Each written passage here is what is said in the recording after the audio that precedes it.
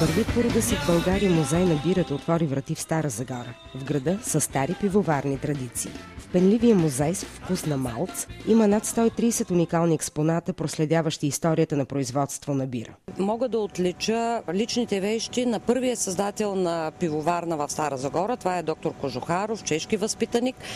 Неговите наследници дадоха негови снимки, личният му печат.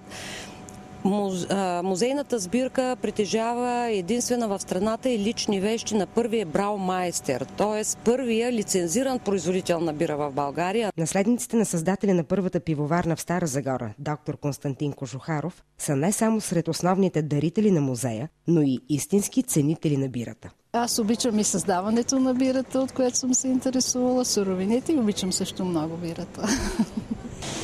Аз считам, че човек да обича бирата е нещо, което е даденост. Това е въпрос на едно усещане за вкуса.